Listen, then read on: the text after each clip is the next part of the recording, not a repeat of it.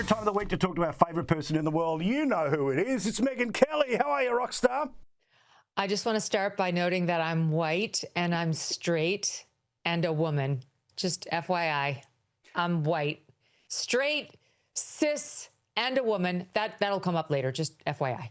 Really important. And don't forget astronaut as well. But yes, skin colour, most important of all. We get to it in a second. So, President Trump wants to improve the White House. So, what's he done? A flagpole in the front yard, a flagpole in the backyard. He's turned the rose garden.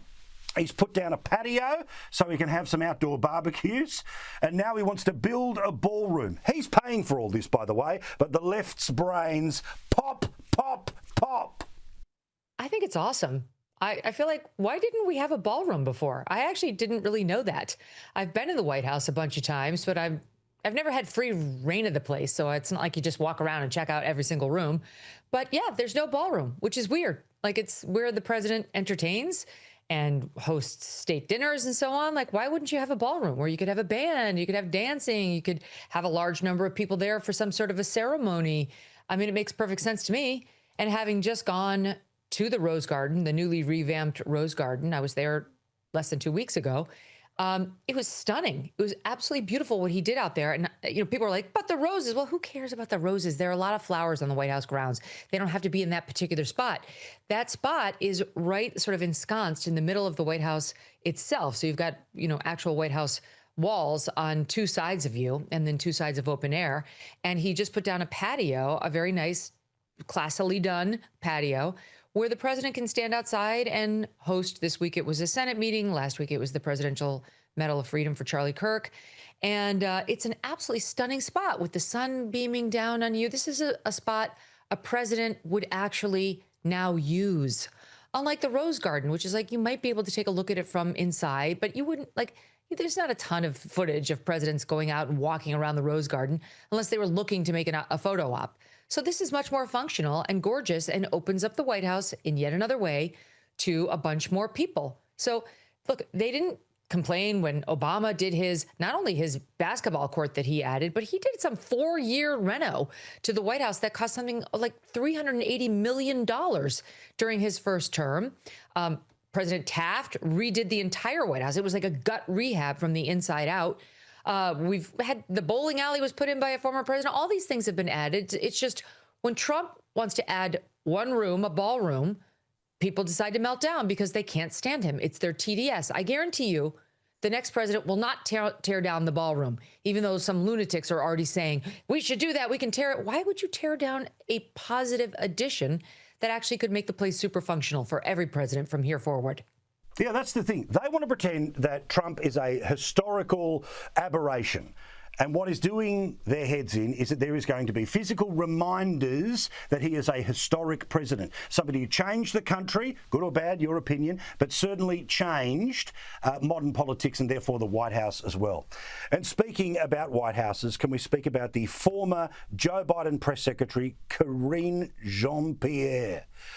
She was a terrible White House spokesperson. She had to read all of the time. But now she's got a book out. She's promoting it. And she's not a Democrat anymore. She's independent. All she is saying in these interviews is, I'm black and I'm queer. I'm black. I'm a black woman. And I'm queer, too. Queer. She keeps mentioning that. Like, why do you, what lesbian just keeps calling herself queer? It's weird. What is that? Like, isn't queer for the sort of like mildly undecided? I don't even know what it is. It's an unnecessary letter.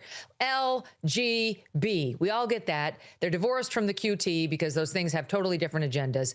LGB we get. I think she's L. Why doesn't she just say she's L? Why does she have to put the Q in there? Queer. And by the way, the LGBTQ community will tell you that the Q also stands for queer and questioning, neither of which should get its own letter.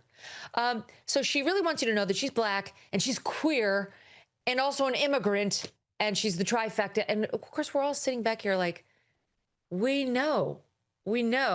And we're white and we're blonde and we're women and we're men. Like, we just don't all run around talking about it all the time. This is the least interesting stuff about us. But it's the only thing she's got to offer for herself. That's, of course, the reason she was offered this position. We all know that. It's the reason Kamala Harris was offered the vice presidential role. It's the reason Ketanji Brown Jackson is on the U.S. Supreme Court. It's humiliating. You should be humiliated about that fact. that that's the reason. If I were in her position, I'd be downplayed. I'd be never mentioning it again. I'd be talking about, I don't know, where I went to college or what interesting thing I did in the White House. But she's so proud to tell you how black she is and how queer she is, because she realizes with her half of the aisle, it's real currency. It actually will get people to genuflect in front of her and bend the knee. That's how pathetic they all are. Now, on the subject of the book, she's still a lying liar who lies. She calls herself an independent. Why? She's very mad at the Democrat Party for not backing Joe Biden all the way through to the presidential election. What a farce. She was part of the cover-up. She knows damn well he couldn't have done it. She was part of the reason that they had to scramble to replace him in, June, July of 2024.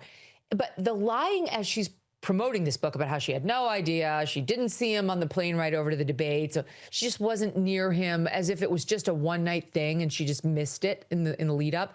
And then secondly, she's getting guff from Democrats for being such a turncoat. And the subtitle of the book is "It's Independent, that Insiders Look at the White House." So people are giving her a hard time, like, you're such a turncoat. The Democrat Party made you. The only reason people know your name is because of this party you're ripping on. Why would you betray, like the Bidens too, by giving the insiders account of the White House? And she actually is peddling the lie that she's talking about the Trump White House. That's how dumb she is, Paul. She's so dumb. It's like when your kid comes downstairs with the blanket over his head and he thinks because he can't see you, you can't see him, and you all play along. I mean, that's fine when they're two. But this woman is a grown adult, and she actually is too stupid to realize we all know that's a lie. What do you mean? Why would you subtitle your book "An Insider's Look at the Trump White House," which, by the way, makes no sense because you have no insider's perspective on that whatsoever. So I don't know who's buying this book. Probably not many people. And I guess my only thought on it is it's been good for the laughs on the identity politics reminder.